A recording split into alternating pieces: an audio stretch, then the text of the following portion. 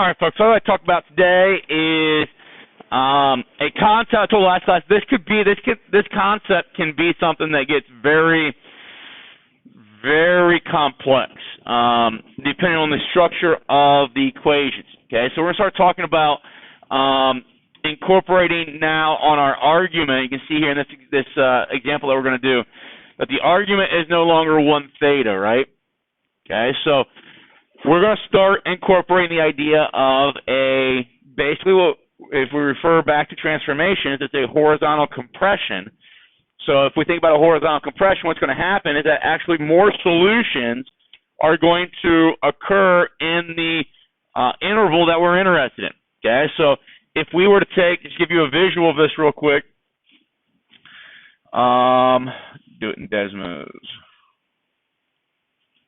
Okay, if we were to take, so what I've got here typed in is 2 sine of ax minus 1, okay, which you don't necessarily need the parentheses, but a in our problem would have been 3 and x is the theta. Does that make sense? Okay, if I make it just 1x like we've done so far with all the trigonometric equations that we've seen in the last 4 days, this would be the curve that we're looking for. We're looking for where it's equal to 0, so we'll be looking for that point there and that point there, right? Those x-coordinates, 30 and 150, okay? But when I start to increase the multiplier out here in front of x, okay, what happens to the graph? What do we call that? That's a horizontal compression, right? So at this juncture, when I go to 1.4 as the x value, now there are no longer just 2 answers in here in this interval of 0 to 360. We've brought in another one, right? Does that make sense? And that one, originally, when a was 1, that one was right here. Does that make sense? But now, because it got compressed, it moves inside, okay, inside the interval they're interested in. This one right here is outside. It will eventually get pushed inside the interval. And this one out here will also get pushed in the interval. And there's a potential, depending on what our interval is and depending on how big the multiplier is, that more of these will get pushed into that interval, right? Does that make sense, everybody? So I'm going to go through a process that's going to show you, if we understand what this looks like, then from that, we can quickly gain what that looks like, okay? And the 2 solutions that we had when it was a 1 are those 2. Okay, remember if it was a 1, those 2, that one was 30 degrees, and that one was 150. Okay, well, if I take that 10 and multiply it by that 3, there's where I get the 30. Does that make sense? If I take that 50 and multiply it by that 3, that's where I get 150. Okay, so those 2 points were the 2 that came in that interval when this was just a 1 right here. These other 4, they moved in from the outside, and we have to have a structure that allows us to find those. So that's what I'm going to try to demonstrate for you today. Okay, but I think if you look at that and realize that, that helps you maybe understand why we're doing what we're doing. Okay, we could do this 100% without this background visual, but I think it creates an understanding for the process. It gives us maybe a purpose of why we're doing what we're doing. So we're going to start. There's 2 philosophies here. I don't know, just depending on the time that we have in the next couple of days, I might not show you technique 2, because technique 2, I think it's kind of backwards. It works, it's fine, and it's really the same thought pattern that we go through here. What we are going to do right now is we're going to look for 0 to 360. We're going to look on that interval, okay? And basically what happens is that we are going to eventually kind of cut that interval down through division, okay? Technique 2 uses kind of the inverse of that, which will increase that. And it's all about when do I multiply, when do I divide in the process. But I think you're going to understand technique 1 better than technique 2. Okay, in the past, if going through the last 14 years of teaching this stuff, technique 1 is the predominant choice for students. All right, so we're going to look on that interval. Okay, I'm going to find all the solutions on that interval. So first thing we're going to do is take our function, or our equation, and we're going to solve it for 3 theta. Okay, so what that means to me is that I'm going to solve this just like I solved everything else so far. I'm going to add 1 to both sides. I'm going to divide both sides by 2.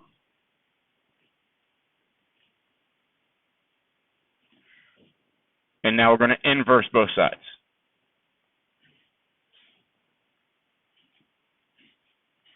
And when we inverse both sides, we get 3 theta to fall out of the argument, right? Instead of the normal 1 theta. Okay? As we've always done, isn't the sine inverse of 1/2? Okay, so if the y value is 1/2, what is the angle that pairs with that? 30 degrees. Okay, so we know 3 theta will equal 30 degrees. Okay, but don't we know that there is a y value of 1/2 over here as well? So how big would that angle be? 150. Okay, because that angle right there is also 30, right? So I remove that and I get 3 theta to be 150. Okay, so if you remember, if we had 2 sine of just 1 theta minus 1 equals 0, we graphed that. We had an answer of 30 and an answer of 150. And that's those 2 answers right there. But we have now solved for 3 theta. Okay, now, if I divide everything by 3 right now, and don't do that yet by hand, okay? If I divided everything by 3 right now, that would give me a tool to find those first 2 angles right here. If I divide 30 by 3, does it give me 10? If I divide the 150 by 3, does it give me 50? Okay? But if I did that now, I'd have no tool to get me these other 4 answers. Okay? So what we're going to do, and this is all based off of that value right there, changing the period for our function. Okay? So what we're going to do is we're going to take and actually find a rule that provides all infinite solutions. Okay? And we do infinite solutions because we don't know how many of them to that right-hand side got squeezed down into the interval that we're interested in, right? Does that make sense? So we're going to do it for infinite solutions initially. So I'll put plus 360k. So always add my period times k, right? Only thing I'll be cautious of when we go from function to function is that if it was a cotangent or tangent function, you would say 180k. Now I'm going to add 360k here. Okay. Now you're going to divide everything by 3. So I divide everything by 3. This will give me 1 theta. This will give me 10 degrees. And now this will give me 120k.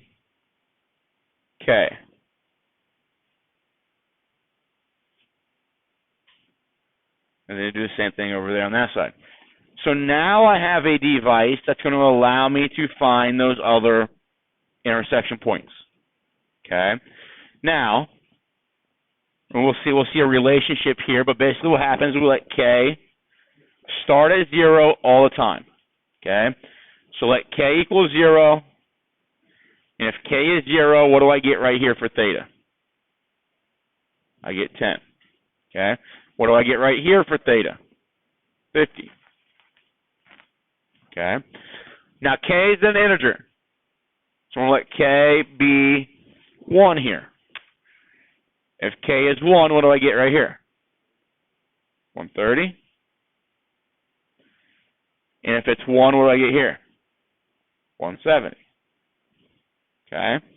Then I let k equal 2. If k is 2 here, what do I get? 250. And if k is 2 over here, I get 290. Okay. Now, if I let k be 3, what would this give you right there? 360. And no matter what you add to that then, you are going to be outside that initial range, right? Or that initial interval that we wanted. So what we do is we say that we let k, we say k is an element of your integers, okay? But we let it, best way of write this,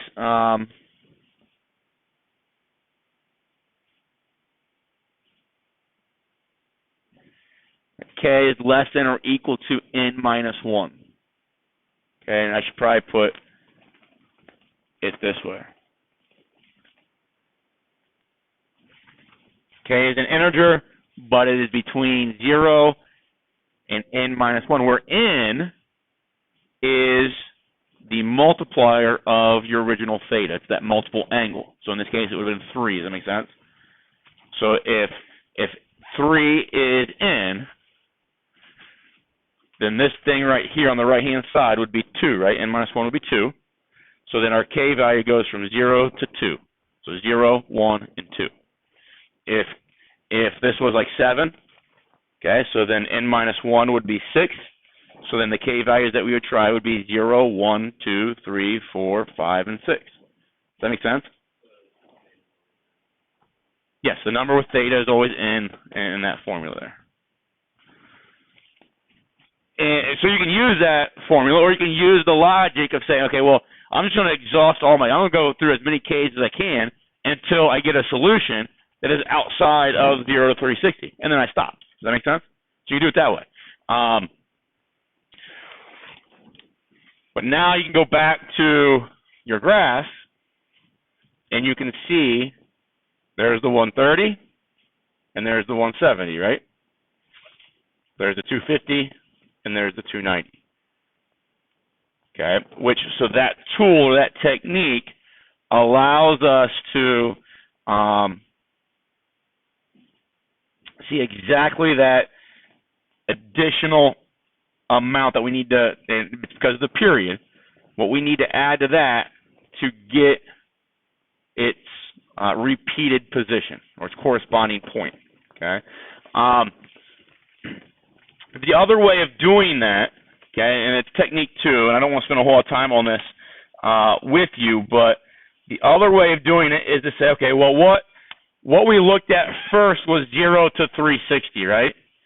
But if that number goes to 3, instead of looking at 0 to 360, let's look at 0 to 360 times 3, which that is what? 1080? So look at 0 to 1080. Okay, so we'd be looking, so let me change this to 1080. All right, and then we would go through and say, okay, well, the solutions there are 30 and 150, 390 and 510, 750 and 870. Okay, but take 870 divided by 3. What do you get?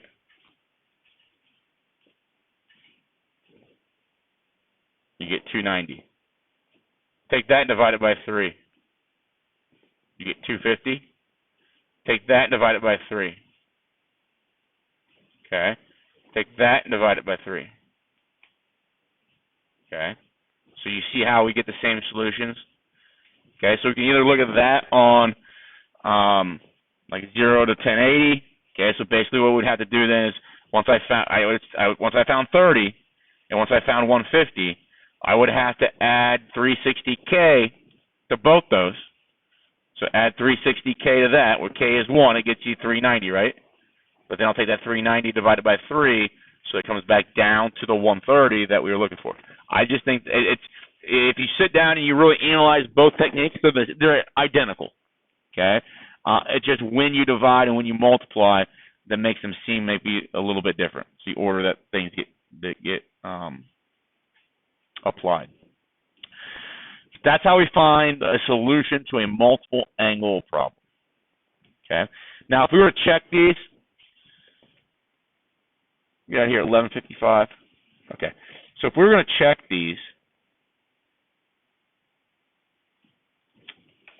we obviously can with Desmos. And I'm just going to put A in there. So we said A, one of our answers was 250, right? And I get that number. And I talked about the other day why that number is not coming back as 0, okay? And it's because our calculator is not programmed to evaluate the sine function like you'd think it should, okay? And the reason for that is if I wanted to evaluate the sine function, then I would need, so remember the sine of, let's just say, x, we'll put that in there like that, is the idea that, okay, well, if x is, I'm just working degrees here, if x was 1 degree, it would have to put that in there and give me an output, and then I could, in my table, when the user put 1 in, get that output that sine of 1 gives me. Does that make sense? Okay. Well, then, if it was 2, I would have to put 2 in here, and my table would have to have the output that is generated when I put 2 degrees in here. Does that make sense? And that table will be infinitely long, because what can I do? How many numbers are between 1 and 2? An infinite. Okay? So we're looking for numbers between, basically, and we usually say 0 to 360, but we could also go 0 to negative 360, and we know coterminal angles, we go negative infinity positive. So this is going to be even between 1 and 2. 1 degree and 2 degree, there's an infinite number of possibilities that you could put in here. So I could go put 1 point, I could do something like that, right? And I could do that and be a different one. And I could do that and be a different one, right? So that's impossible for our calculator to be programmed that way, okay? And we need, and you're saying, well, why doesn't it use a function? Well, there's no, that is the sine function. Like I can't program the calculator because that's the only thing that it knows, or that I don't know the best way to articulate it, but there's nothing. If I was going to use a sine function to get my calculator to produce the answers, then it's going to have to take that number and run it through the sine function, which is the thing that I'm trying to define. Does that make sense? So it's like trying to define a word where you have no other words to use. Does that make sense? Okay. So what we have at our disposal is what's called a Taylor series. I believe it's a Taylor series. Might be a Maclaurin series, but it looks like this. Okay? You take x minus, and I take x cubed divided by 3 factorial. You guys know what 3 factorial is? That's 3 times 2 times 1, right? This 5 factorial will be 5 times 4 times 3 times 2 times 1. Okay? So you see what I'm doing here? I'm taking, and really what I've got here in this first one, I can write it this way, x to the first divided by 1 factorial. It doesn't change anything. But I'm taking odd exponents and dividing by that exponent factorial, right?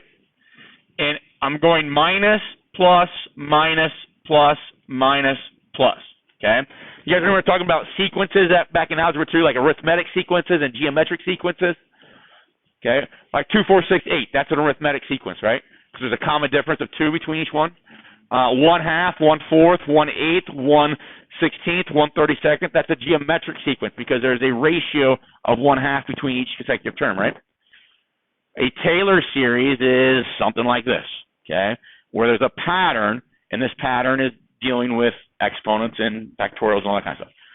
But if we were to graph these, okay, and this pattern, let me just you can kind of see if I cut some stuff away. See, look out. The graph changes as I start deleting terms out of this. If I delete those terms, wrong button. So if I delete those terms, it comes down to this. Does that make sense? But the more terms I put in, okay, if I put another term in, this one's going to it's going to go up, and this one will come back down. But what happens is that thing there becomes a very, very, very close approximation put this in radians for that thing there. Does that make sense? Okay. So the sine curve in that series are very, very, very similar to one another. Okay.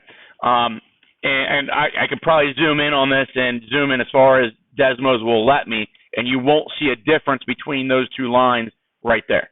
Okay. Or those curves. But if I were to zoom back out and look over here, there is a gap, right? Okay. So what's happening then is when we're far enough out on the x-axis, okay, and we're, saying something like a negative 110, or I'm not sure what the number was I was looking for. Did I delete or close that other calculator? Dang it, I did. So if we're evaluating that last question, it wasn't negative 110, it was positive 130, but it gave me like a negative 0.1 times 10 to the negative 15. And that's really, really far out to the left. And the idea is that at that value that we're evaluating, 130 degrees, there is a separation between the blue curve and the red curve that is very, very, very minor, very marginal, but that's still a separation. So this blue curve is then the function that the calculator is accessing. It's taking your input at 130 degrees. It's taking that input, it's using it as a radian, but it's taking that input and then it's putting it into its x's up there in that blue function and spitting an output back. Does that make sense? And because those two functions are not exactly the same, but they're approximations of one another, that's why we don't get exactly 0 back, but we get something with 15 a decimal place and 15 zeros. Does that make sense? Okay. So the cosine function is also modeled by one of these. Okay, and I believe it is using might be the even numbers. I'd have to research. It's either using the even numbers or we just jockey the pluses and minuses around. Okay, but they are good enough approximations. So if we have approximations for the sine and cosine, then we have approximations for the tangent, right? And now we're able to determine an infinite number of inputs and an infinite number of outputs efficiently. Okay, and that's how that calculator is working then. Not knowledge that we probably need.